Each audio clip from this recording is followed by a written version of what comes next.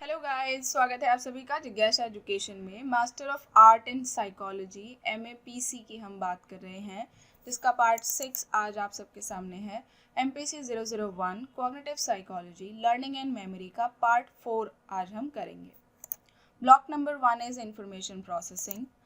Objective of this video is various domains of cognitive psychology. Means हम इस video में cognitive psychology के different domains के बारे में बात कर रहे हैं।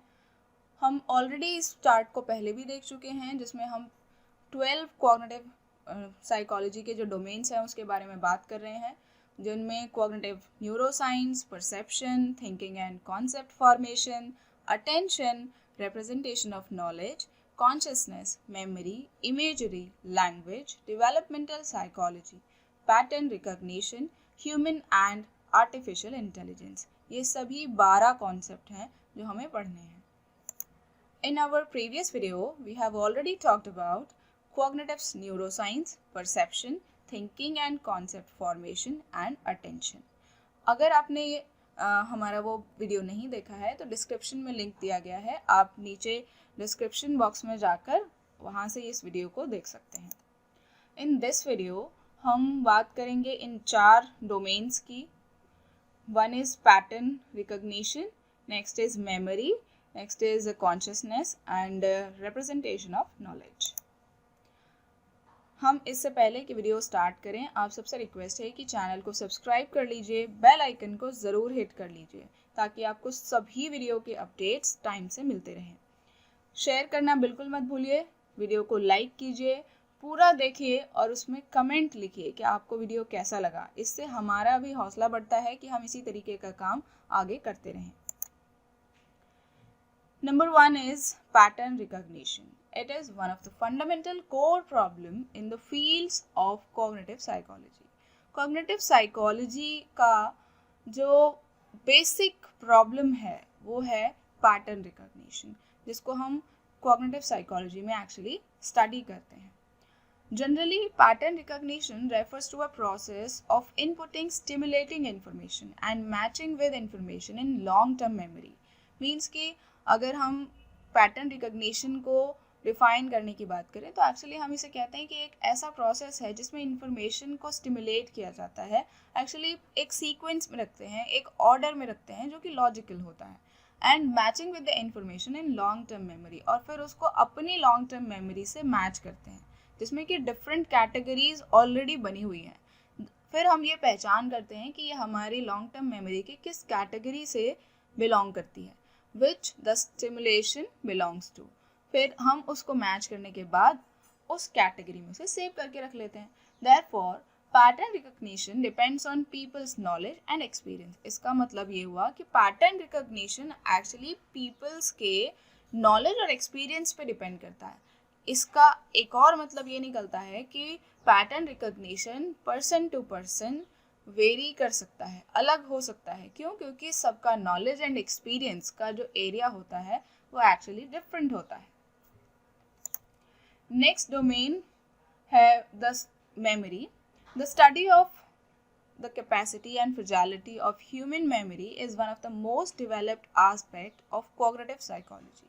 मीन्स कि हम अपनी जो मेमोरी है उसकी जो कैपेसिटी है उसके बारे में स्टडी करते हैं। ये कॉग्निटिव एस्पेक्ट का बहुत ही डेवलप्ड एस्पेक्ट है।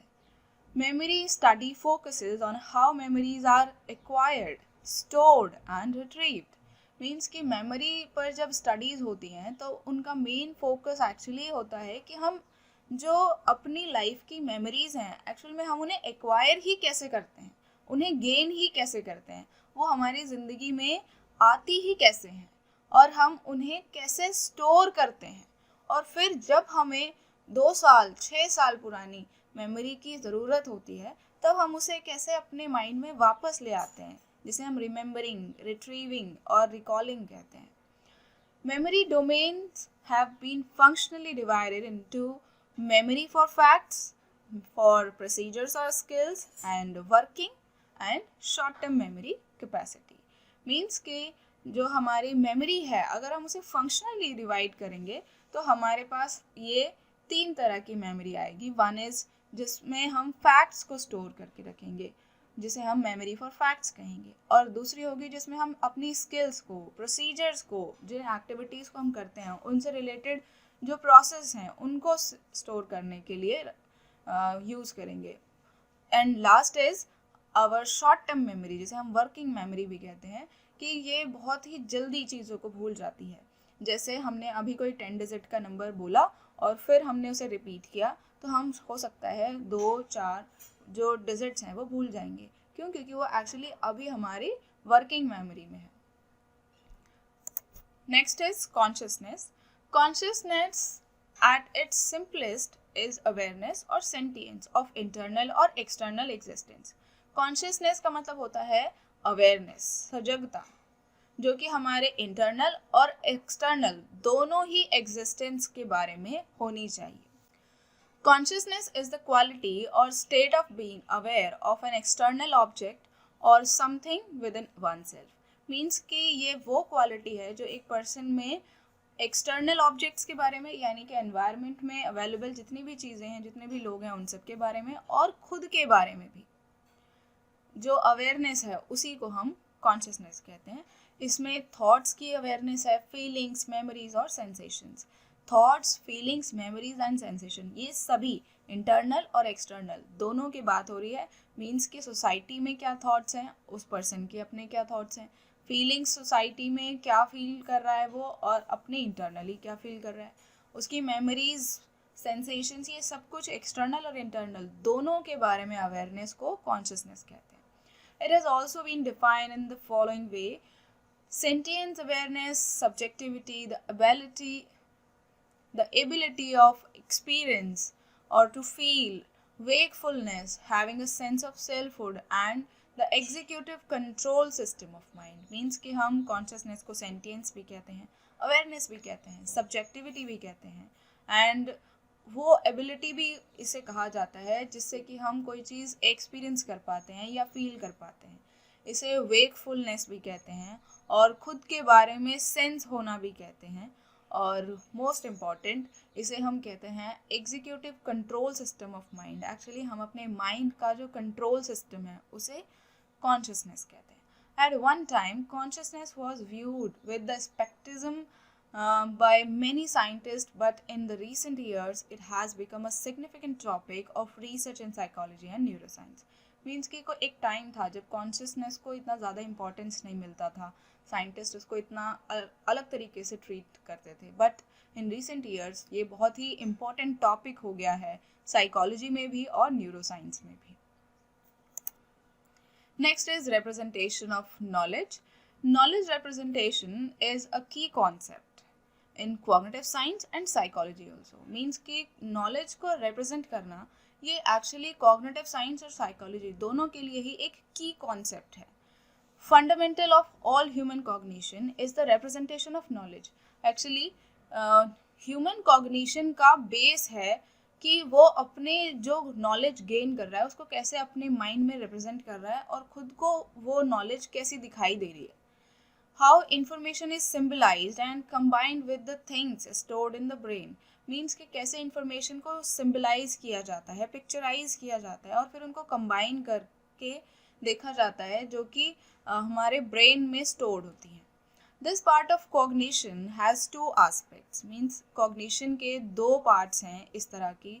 One is conceptual representation of knowledge in mind and second is the way the brain stores and process information. Means कि कॉन्सेप्चुअल रिप्रेजेंटेशन जब हम करते हैं किसी नॉलेज के बारे में पूरा संप्रत्य बना लेते हैं, एक ओवरव्यू बना लेते हैं, एक पूरा एक ऑर्गेनाइज्ड जब हम फॉर्म कर लेते हैं जिसे हम ब्लूप्रिंट कहेंगे, तो एक्चुअली वो वाला जो रिप्रेजेंटेशन है वो एक एस्पेक्ट अलग है, और एक दूसरा एस्पेक्ट है जिसे हम कहते हैं कि ब्रेन स्टोर करता है और इंफॉर्मेशन को प्रोसेस करता है, ये अलग एस्पेक्ट है।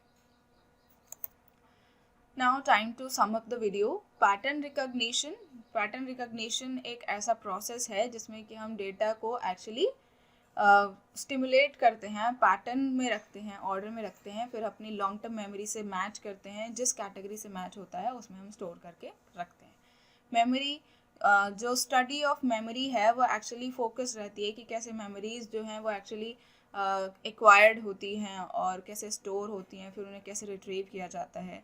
और स्टडी ऑफ कैपेसिटी को ही हम मेमोरी कहते हैं और ये बहुत ही डेवलप्ड एस्पेक्ट है कॉग्निटिव साइकोलॉजी का। Next is representation of knowledge. Fundamental of all human cognition is representation of knowledge.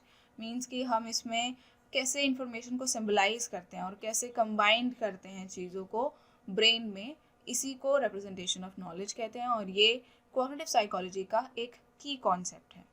Consciousness is the quality or state of being aware of an external object or something within oneself, such as thoughts, feelings, memories and sensations.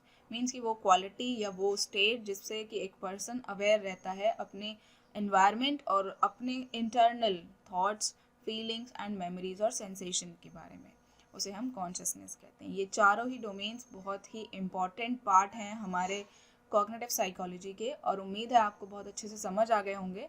और इन our next video हम remaining 4 domains of cognitive psychology के बारे में करेंगे, जिसमें कि हमारे सिर्फ 4 ही रह गए हैं अब।